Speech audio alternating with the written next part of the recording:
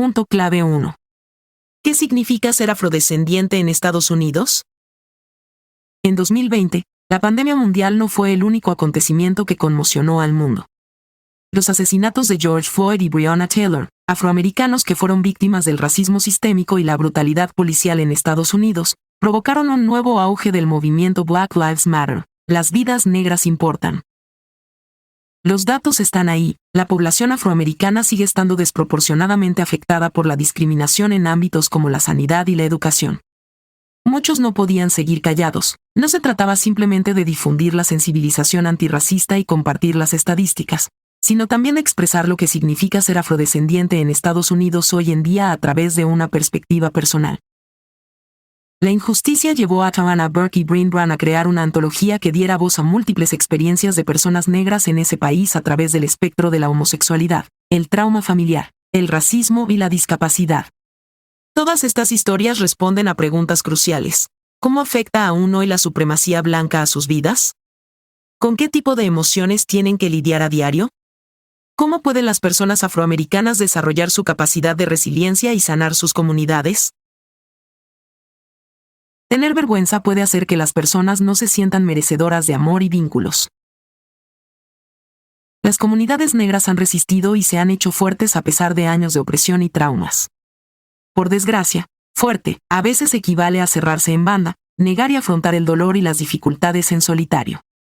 Y esta fortaleza suele tener un coste. La vergüenza se ha convertido en el monstruo definitivo, que aísla a los estadounidenses afrodescendientes de sus comunidades y entre sí y los hace soportar el trauma una y otra vez. En las comunidades marginadas, la vergüenza suele volverse omnipresente y, por tanto, destructiva. Este resumen es una recopilación de las distintas perspectivas que dan vida a la investigación y a las cifras. A medida que sigas leyendo, conocerás la realidad de la comunidad negra desde todos los puntos de vista posibles, adentrándote en los relatos íntimos y reveladores de destacadas personalidades afroamericanas sobre el amor, la vergüenza, la pertenencia y la curación. Punto clave 2. El origen de la vergüenza. Ser el diferente no tiene ningún encanto cuando eres el único niño afrodescendiente en una escuela, en un barrio, en una clase o en un equipo deportivo donde predominan las personas blancas. Se traduce en un sentimiento simple: ser tú está mal. Así pues, la vergüenza surge como una fuerza aislante, que demuestra que no puedes pertenecer a las comunidades en las que participas. La terapeuta y escritora Prentice Henfield lo sabe muy bien.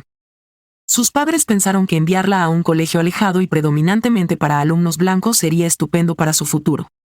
Sin embargo, esta decisión marcó el inicio de un largo camino de vergüenza y aprendizaje a la hora de disfrazarse para encajar. Para integrarse con los demás niños de la escuela, tenía que fingir que compraba en las mismas tiendas del barrio o que vivía en las mismas calles. Cuando sus compañeros la humillaban, haciéndole comentarios racistas o insultándola, aprendió a ignorarlos y a no mostrar ninguna emoción. Fue entonces cuando Henfield se dio cuenta de que ser diferente era una carga, por lo que debía ocultar su verdadera identidad. La vergüenza suele aparecer en la infancia, haciendo que uno se sienta indigno e inferior. Ese mismo sentimiento de rechazo suele empujar a los niños afrodescendientes a rechazar partes de su cultura y su herencia a una edad temprana. Por ejemplo, la escritora y conferenciante Lavia Jai Jones tenía un nombre diferente cuando llegó a Estados Unidos desde Nigeria a los 9 años, Ifeoluwa. Nunca se sintió fuera de lugar hasta aquel primer día en un colegio estadounidense donde nadie se parecía a ella ni hablaba como ella. De repente, pronunciar su verdadero nombre incomodaba a los demás, era demasiado. Por eso, cuando llegó el momento, se presentó en clase como Lovett, un nombre que acabó convirtiéndose en Lubie. Después, cambió su acento nigeriano y le pidió a su madre que le preparara sándwiches en lugar de comida nigeriana para comer. Ocultaba su auténtico yo, cansaba de explicar quién era cada vez que su identidad destacaba sobre el resto. La escritora y activista Kia Brown también vivió este sentimiento omnipresente de diferencia como niña negra con discapacidad. Aunque siempre aceptó su identidad negra, sabía que era diferente. Una vez una compañera de clase se burló de cómo caminaba cojeando, y el mundo nunca volvió a ser el mismo. La vergüenza irrumpió en su vida, la hizo sentirse indeseable y le robó la capacidad de soñar y de amar su cuerpo. que tardó años en recuperar la autoestima, independiente de la vergüenza que la sociedad proyectaba sobre ella. Punto clave 3. Acepta tu legado traumático. Para muchos afroamericanos, el estrés en el que viven hoy se remonta a generaciones pasadas. Cuando el educador Sean Genoak fundó en los años 90 unos campamentos de verano para adolescentes afroamericanos como lugar de recuperación y curación, se dio cuenta de la cantidad de traumas con los que estos jóvenes seguían luchando. Cuando Sean les estaba informando sobre el TEP, trastorno de estrés postraumático, uno de los estudiantes respondió: "No hay nada post sobre el estrés donde yo vivo". Sean se dio cuenta de que su alumno había dado en el clavo. Estos jóvenes de color siguen viviendo y creciendo en entornos de estrés traumático persistente. Desafíos como la escasez de alimentos, la vivienda inestable y el acceso limitado a la atención médica contribuyen al estrés permanente. En respuesta a vivir bajo un estrés constante, muchos empiezan a cerrarse emocionalmente. La vida cotidiana les resulta demasiado dolorosa, por lo que aprenden pronto a anestesiarse y a disociarse de sus emociones.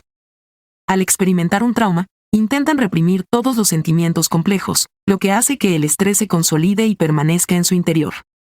Así es como el dolor y la vergüenza no sanados forman patrones dañinos dentro de las comunidades y se convierten en una amenaza intergeneracional. La actriz estadounidense Laverne Cox recurre al legado traumático de su propia familia y se pregunta cómo superó su abuelo que le pegaran en una plantación. La realidad es que no lo hizo. Transmitió ese trauma a sus hijos y nietos. A falta de medios más adecuados para afrontar la situación, muchas familias negras estadounidenses ocultaron los recuerdos y las cicatrices de la esclavitud. En un grito de auxilio, la iglesia dominical se convirtió en un espacio de refugio para sucesivas generaciones. Pero la negación es solo una solución a corto plazo para el trauma generacional. El primer paso para la curación es reconocer todo el dolor no expresado que aún atormenta silenciosamente a la comunidad afroamericana. Ahí es donde empieza el proceso de curación. Se trata de desarrollar nuevas formas, más resilientes, de resistir la vergüenza y el trauma y crear entornos seguros para poner en común todo lo que antes se reprimía. Hablar de las emociones, ir a terapia y llevar un diario son los primeros pequeños pasos para iniciar esa conversación tan necesaria. ¿Sabías que? John Henry Ism es el nombre de una estrategia de afrontamiento a la que suelen recurrir grupos socialmente discriminados. Consiste en seguir adelante y esforzarse al máximo para conseguir sus objetivos, por mucho estrés que sufran. Este planteamiento puede acarrear graves perjuicios para la salud física y mental cuando el estrés se acumula. Punto clave 4. Cómo desaprender los sistemas que te oprimen. Como niño afrodescendiente que creció en el norte de Filadelfia, Mark Lamont Hill, futuro intelectual, sabía que no encajaba. Lloraba demasiado, era demasiado sensible y le interesaban los libros en lugar del fútbol, la pasión de los chicos normales. La sociedad le repetía una y otra vez que los hombres afrodescendientes debían ser duros y masculinos para sobrevivir. La presión de cómo tenía que ser y comportarse le agobiaba, así que aprendió de su entorno a hacerse pasar por uno más. Su padre era considerado por muchos el modelo perfecto de hombría. No mostraba ninguna emoción ni vulnerabilidad, era perseverante en las dificultades de la vida y mantenía a su familia. Y, por supuesto, nunca derramó una lágrima. Lo mismo hizo el joven Mark, reprimió sus impulsos de llorar, se dedicó al deporte y se convirtió en el verdadero hombre que todos esperaban que fuera. Así continuó hasta que un día, en la universidad, se matriculó por error en un curso sobre la mujer negra. Su percepción acerca de la hombría cambió al aprender cómo el patriarcado hace sufrir tanto a los hombres como a las mujeres negras. A la larga, la masculinidad tóxica perjudica a las personas de todos los sexos. Mark recordó de repente quién era antes de que esa imagen omnipresente de hombre afrodescendiente duro le atormentara, un niño pequeño y sensible. Tuvo que encontrar el camino de vuelta a ese niño, desaprender la vergüenza y aprender a ser alegre y libre de nuevo. Ser queer da lugar a otra categoría de discriminación para los afrodescendientes, que les hace tener miedo de mostrar quiénes son realmente. Tanto la homofobia como la hipermasculinidad van de la mano, envenenando a las comunidades afroamericanas con nuevos sistemas de opresión. Al igual que Mark, el galardonado escritor Yodo Robinson también aprendió pronto que era diferente. Como persona queer negra no binaria, todos estos sistemas le enseñaron a sentir vergüenza de ser quien era. Su padre era un militar con ideas muy definidas sobre la masculinidad, por lo que reaccionó con dureza ante las actitudes de su hijo. Su mensaje era: no eres lo bastante bueno. Los estereotipos culturales de la virilidad impiden a los hombres ser emocionalmente vulnerables y entablar relaciones sanas. La vergüenza se convirtió en la voz interna de Joe, que persistió mucho después de que su padre se hubiera ido y le arrebatara el amor incondicional que merecía. Para él, luchar contra la vergüenza significaba aceptar quién era y resistirse a los sistemas de supremacía blanca y homofobia dispuestos a reprimirlo. Punto clave 5. La vulnerabilidad es poderosa. Entonces, ¿qué hace uno cuando el color de su piel le hace vulnerable y propenso a la discriminación? El racismo ha silenciado y desatendido la realidad negra durante mucho tiempo, haciendo que muchos se sientan atrapados en su situación. En nuestro mundo de privilegios, la vulnerabilidad suele ser sinónimo de debilidad. Pero a pesar de ese miedo, la solución sigue siendo la misma: la única forma de sanar es aceptarla. Debemos sacar a la luz la vergüenza destructiva que persigue a los grupos marginados, dejando espacio para la empatía y la conexión. Al fin y al cabo, las comunidades afroamericanas son vulnerables ante los sistemas que perpetúan la pobreza y la discriminación racial.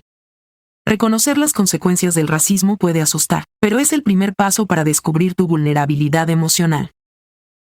Un enfoque centrado en la curación anima a los afrodescendientes a descubrir tanto su dolor como su alegría, compartiendo sus experiencias y sanándose a través de la conexión que encuentran. El daño experimentado por los afroamericanos es común, por lo que la curación también debe producirse de forma compartida. Si quieres ir rápido, ve solo.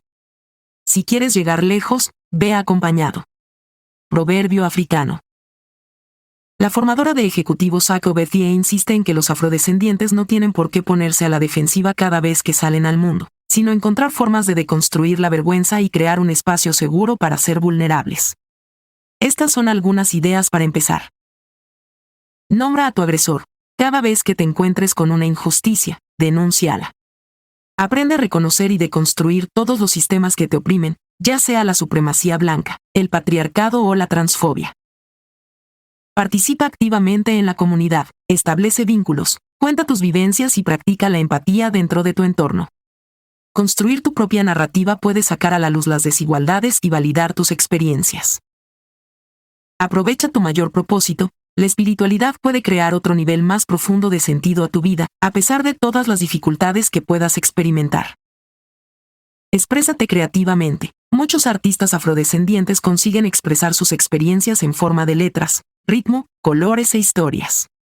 Este enfoque crea espacios para que la comunidad se sienta escuchada, prospere y sueñe.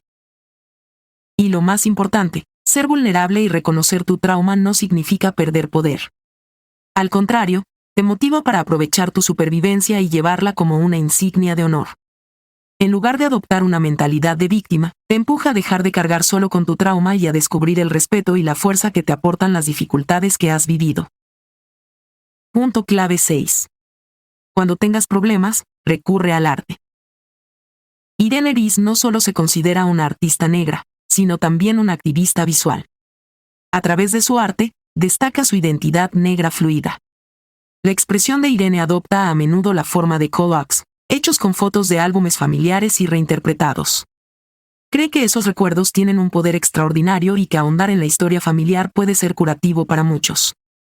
Al dar forma a la narración del pasado y el presente de su familia, está tomando las riendas de su propia historia. Y no solo eso, está rompiendo con el canon de la perspectiva blanca, la postura eurocéntrica que puede ensombrecer a las personas negras en las artes y los medios de comunicación. No hay nada malo en mí ni en el núcleo de lo que soy. Estoy desaprendiendo generaciones de daño y volviendo a recordar el amor. Lleva su tiempo. Joe Akili Babensen. Para Irene, reflexionar sobre el pasado conlleva tanto dolor como empoderamiento.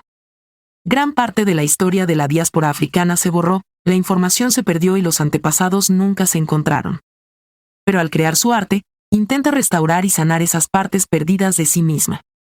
La expresión personal se convierte en una forma de comunicarse con sus antepasados y de agradecer su existencia. Cuando se les negaban otras formas de expresión, los afroamericanos recurrían al arte. Sean General se siente especialmente atraído por el blues, una forma musical arraigada en el sur del país. Este género único es una mezcla de cantos, espiritualismo y canciones de trabajo nacidas del dolor de los africanos esclavizados. Lo que hace del blues una forma de arte tan poderosa es su proximidad a la vivencia personal. Sus letras y su ritmo permiten al cantante mostrar su vulnerabilidad y expresar su dolor. En cierto modo, encarna la experiencia negra y la plasma mucho mejor de lo que podrían hacerlo las palabras. Algunos tuvieron la suerte de encontrar su poder en las palabras. Para la actriz estadounidense Jessica Williams, escribir es una forma de terapia y un espacio seguro para ser su versión más vulnerable. Únicamente cuando escribe puede abrirse por completo. Deja que las palabras salgan sin controlar ni planificar el proceso. El blog público de Jessica resultó esencial para superar el trauma, simplemente sentarse, renunciar al control y escribir, varias veces al día. La expresión personal se convirtió en algo necesario para sobrevivir y prosperar en su momento más oscuro. Conclusión. El racismo y la discriminación roban a las comunidades negras muchas oportunidades, pero sobre todo su alegría de vivir. Para los jóvenes afroamericanos, esas desigualdades estructurales crean entornos de estrés constante con los que han tenido que lidiar hasta hoy. Dejan poco espacio para la recuperación, la seguridad y la reflexión sobre el trauma que forma parte de su historia familiar. Pero a pesar de siglos de dolor, violencia y opresión, la alegría de la comunidad negra persiste. Derriba muros de vergüenza y abandono emocional y anima a las generaciones más jóvenes de afroamericanos a seguir viviendo. Esta población se encuentra en un camino de curación en constante avance gracias al amor, los vínculos y el poder inquebrantable de su vulnerabilidad. La buena noticia es que nadie está solo en este viaje, ya que el dolor colectivo exige una curación colectiva. Deconstruir los sistemas opresivos implica dar prioridad al cuidado personal y enfrentarse al trauma profundamente arraigado en nuestro interior.